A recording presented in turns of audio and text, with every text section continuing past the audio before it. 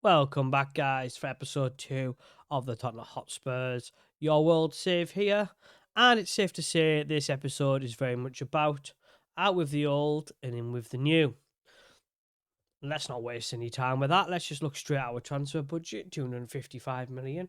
That seems like a lot, considering we did sell Harry Kane and I have made 3 to 4 signings. How could we possibly have 255 million? Who could we have possibly sold? And I think I could be in trouble for this one to warrant such a budget already. I mean, you could probably take one guess when I set out with the old and in with the new, considering Harry Kane's gone. But not only Harry Kane gone, his best mate and fellow Tottenham legend, Heung-min Son, has also left the club. Now, I know what you guys are thinking. Why would I sell both of them at the same time? And truly, it was not my intention to sell Heung-min Son. Didn't even put him up for sale. Didn't even offer him out. Nothing at all. Wasn't even thinking about it. Kane had gone. I had the budget to bring in some decent players. Wasn't even thinking about it. And then out of the blue, Al Nassr came in with a bid of £110 million. And money talks, I think is the best way to say this. Money talks. And it kind of swayed me a little bit. Would he have been key to possibly win a trophy? Absolutely. But then I thought, why not make the save even more interesting? It is a my world save or your world save. Harry Kane did still go, but this time let's add to that. And I decided to let Heung-min Son go, and decided the way I'm going to win trophies in the next couple of years is with the future. But before we get into the future, before we get into the players I've signed and maybe the players I'm looking at, let's see who else left the club. And because he wasn't the only one, when I mean out with the old, in with the new, that left the club in between episodes there. Probably less surprising, but still out with the old, in with the new, very much of that narrative. Hugo Lloris went and left the football club. We do have our new goalkeeper who was already here when I got here, and he seems very much like the future of this club. And in fact, his stats probably sit a bit better than Lloris is now. So I thought it only fair that we get his wages off the books. We let him move on to a new club, and that new club happened to be Galatasaray. They came in, and if I remember rightly, it wasn't much of a transfer. No, 1.5 million, but it was probably big wages off our books there. And it was just a case of letting him go past his new, because he wasn't going to play for me, and you don't want someone like that sat on your bench.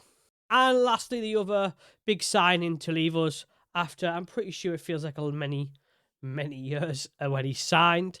Well, it was a few years ago there, for it was quite a lump sum, if I remember rightly. Yep, 50 odd million pounds. Is Ndombele again. Al Ali this time came in. This time I did offer the player out. Got quite a few players in that position, and I am looking to strengthen there as well. But they came in with a bid of about £17 million. Could I have got more? Probably. But let's be honest, I didn't need the money. I more needed the wages. So I was quite happy to let him go as well. And in terms of outgoings, the rest of the outgoings were more loans, lots and lots of loans of players going out to different clubs to go play football. Again, I'm not planning on playing this 5-6 seasons, so what they do is not really of any interest to me. It's not that kind of save, so I shut them out. So now let's take a look at what I meant when I set out with the old. We've had a look at that. Now let's see what I mean when I mean in with the new.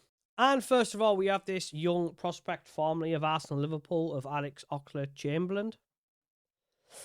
Nah, I'm only joking around there. We did, in fact, bring Alex Oxlade-Chamberlain around in on a free transfer. Not because I'm planning on him. He's not going to be a starter for myself, but he is only 29 years old. Relatively decent stats still. A free transfer at a reasonable wage for his stats, let's be honest there, at a reasonable wage. And I could easily make money on him in a year's time if that was a decision. But he came in on trial, and I like the look of him. He seemed like someone who could fill in at quite a few places, and who doesn't like a player like that. So we did bring him in on a free transfer there. And then I had to do it. I had to go and spoil the party there, since technically this guy did not signed for Man United. Not in my world, anyway. We went out and signed Rasmus Højlund for Tottenham. It just seemed like a great signing to make, hence why Man United made it themselves. Pressing forward, 6'3", strong, powerful. Like I said, in with the new. He's very young. He's still got time to develop, still got time to improve. And if I remember rightly, we brought him in for about... He's going to cost about 65 million. With possibly add-ons up to 75, but I'm pretty sure initially this season it was more like 35 to 40 million I brought him in, which I think's absolute cracking start. Even though I had all that money, why spend it all at once? Who knows who else we're going to bring in? So first of all, I'm in with the new to replace Harry Kane was Rasmus Højlund. And then we have the Heung-min Son replacement in Moose. And then we have the Heung-min Son replacement. I mean, you can never replace these guys, but we've got to look to the future. In Moussa Diaby, 24-year-old, so a little bit older there, but dribbling, acceleration, agility, natural fitness, pace, very powerful, very quick. Not the strongest and not very tall, but very, very powerful, very quick. Already scored a bundle of goals in pre-season for me. Playing him from that left-hand side, cutting in. He's causing all sorts of havoc. Again, you would say it was a bit of a pricey transfer there. 45 to 50 million, considering we sold some for 100. So we've only actually spent 110. We only actually spent half that money there.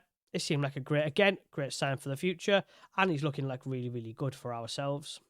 And lastly, we brought in 23-year-old Nico Schlotterbeck from Borussia Dortmund.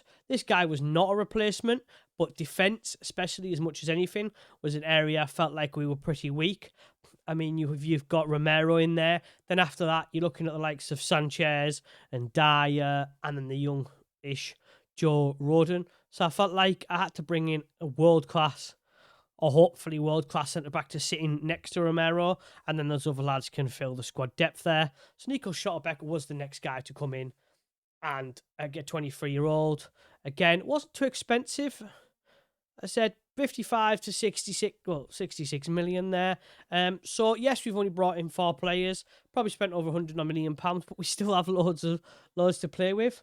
And I've still got a few positions I think I'd like to strengthen. Now my thinking here is, if you're looking at our centre-back positions now, with the likes of Schlotterbeck and Romero as our main 2 centre-backs, with Dyer and Sanchez sitting behind them. I mean, unless any of them leave, then I will replace. I think in terms of depth in centre-back, I think I'm happy with that for now. So that's not an immediate position I want to improve. But with the money we do have, who knows? It's the same for the other. In goal, I'm quite happy with that, to have Vicario and Fraser Foster in there. My right-back position, again, I'm quite happy. Should be the other way around for me anyway.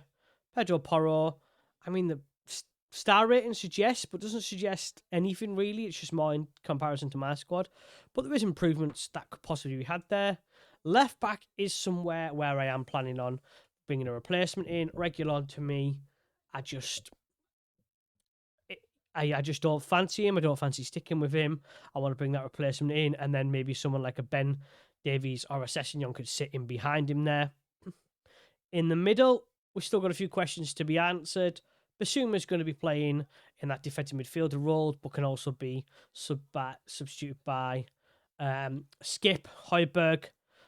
Bentancur seems like the one that seems out of place right now. Good player, don't get me wrong, but where does he fit in my formation? I'm not too sure yet. We're going to have Maddison sitting in as the Mazzala, and I feel like we might need to bring in one more player, because Lo Celso can debutise for Maddison there. Then I think we need a real out-and-out box-to-box midfielder there for the team I want to play there. On your right-hand side, we have looking at Kulusevski, who's playing on there. I might need to bring one more winger, because my thinking is, if Richarlison is going down as a striker, which I feel like that's where we're going to go, then we need at least one more winger. If he goes down as a winger, then we need at least one more striker. Still haven't decided where I want Richarlison to fit. But at the moment, if you look at it, Addison's playing in the middle, Gill's young. Chamberlain doesn't play there. Diaby is number one on the left-hand side there. Really need to be sorting these out. With maybe Perisic deputising for him. Again, I feel like if I could bring in one more winger who could play either side, I think that would give us good depth. And then maybe, again, if Richarlison is classed as a striker, do I need to bring another striker in?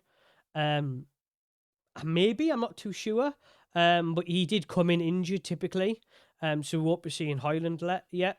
So my thinking right now is if we're going to be looking at a left back, a midfielder, and either a attacker or either a striker or a winger. I haven't quite decided yet. But that's the sort of stuff we've done so far. Out with the old, in with the new. Let me know what you guys think of the transfers I've done so far. Do you like the look of them? Do you like the look of this team?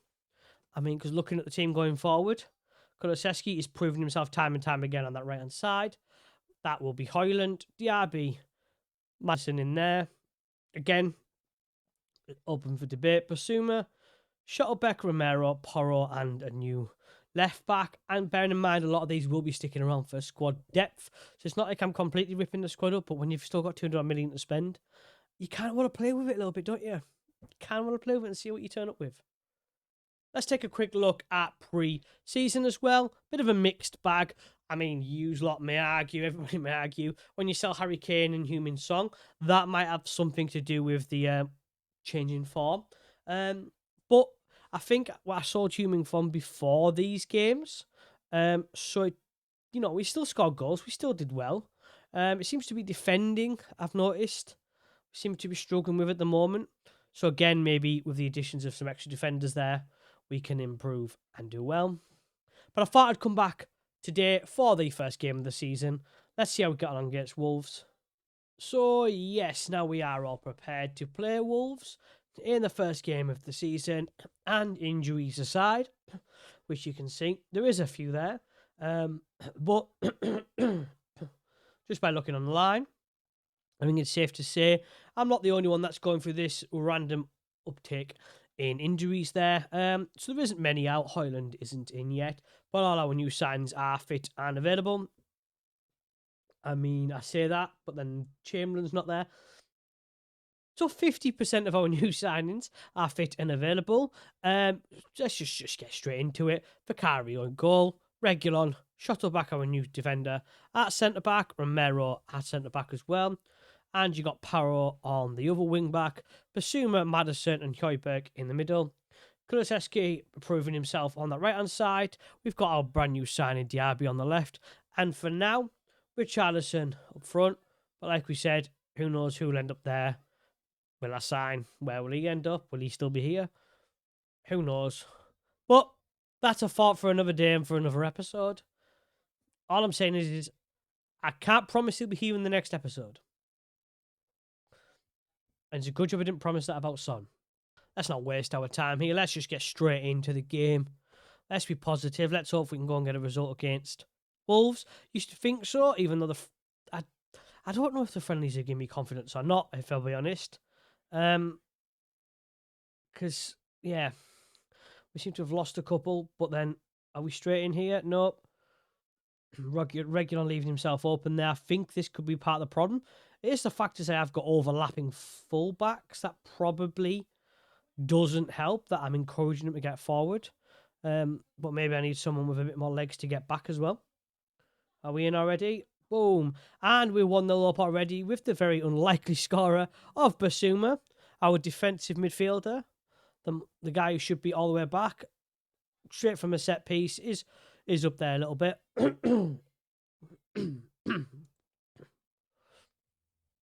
And what a fantastic start to the game. I'm not going to say the season because clearly we're not very good at defending at the moment. We have got another highlight pretty much straight off the bat as well. But this highlight seems like it's for them. Can we defend well and take care of it? We seem to have run them back a little bit. Oh, look at that space. Oh, no. Oof. Ah, what a fantastic save by Vicario there.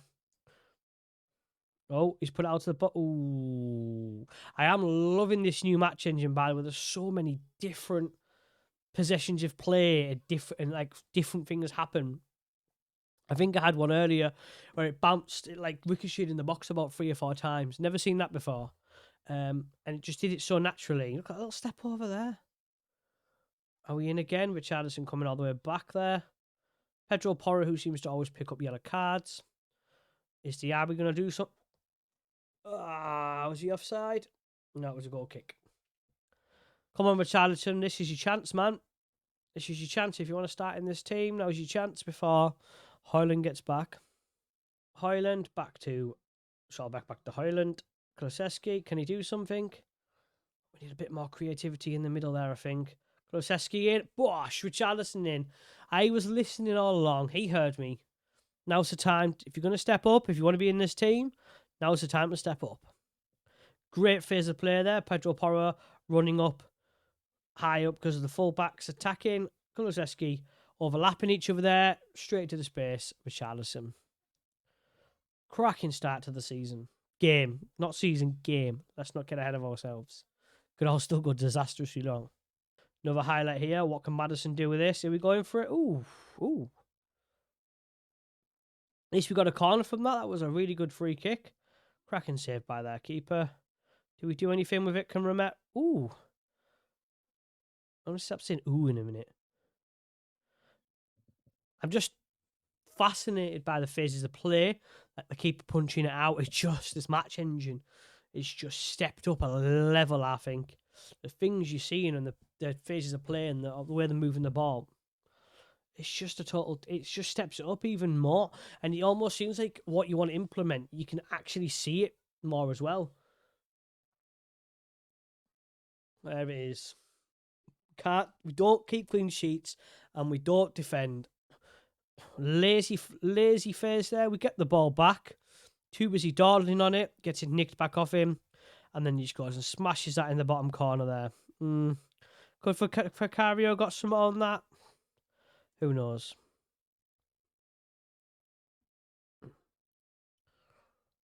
Nice Derby there. Diaby even. Taking on players. Ridiculously fast there. Regular on. I hope he doesn't lose that ball because he needs to get back. What's anything? Oof. I mean, good shot, but straight at the keeper. It's been a very, very decent start and quite a few highlights. But we need to be better on the ball. Kulusevski again. Ooh. He is a hell of a player, Kulusevski. I know he plays pretty well now already. Well, we were at half time there. Let's not waste any time. Let's get into the second half. Surely we need to get ourselves one more goal to put this game to bed at least. I mean, 10 shots, 5 on target. We've had 50% of our shots on target here. Nah, could have done better with that one. Probably the first, if not second highlight of the second half here. Basuma. What's he thinking here? Is he going to square it 21? Kulusevski. And another corner for ourselves. Very good at running at the defenders. Not the best at keeping the ball yet. Poor corner, I must admit.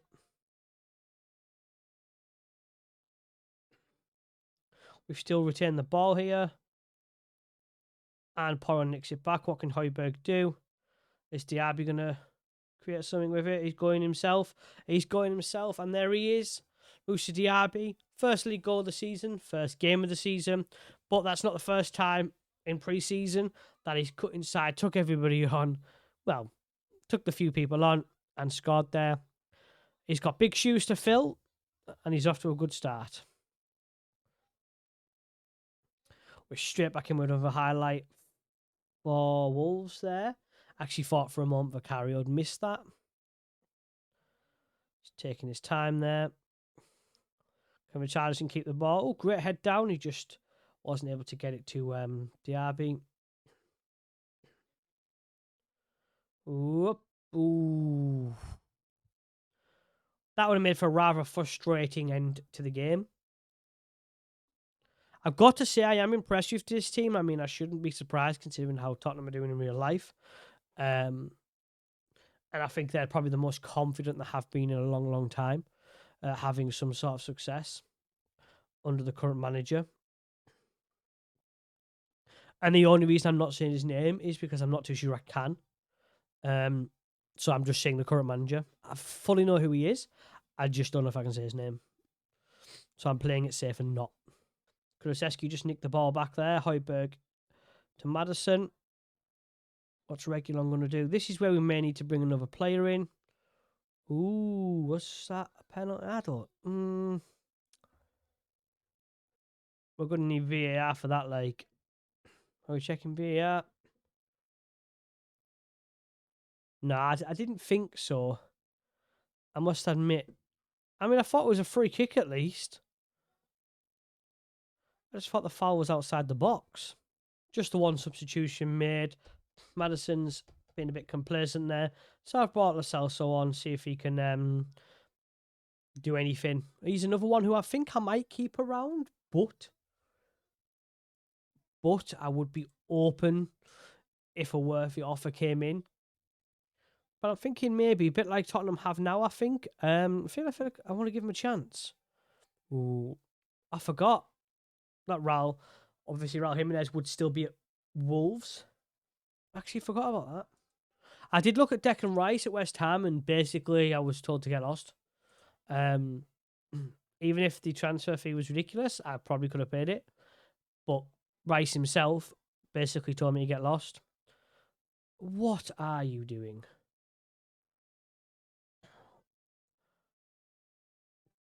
I did then go look at the Napoli striker Osimhen, and again he told me to get lost. I think he's subject to a 80-odd million pound bid from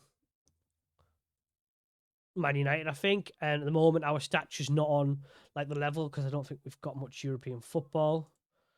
But what could he do? Could he be brought in? Could he be my box to box? Not too sure. Let's wait and find out. Let's go ahead and make a substitute again. Let's go swap the fullbacks out, Ben Davies and Royale. And then let's not do anything stupid. Let's take those fullbacks away from overlapping so they won't commit as much, and we can see out the game now.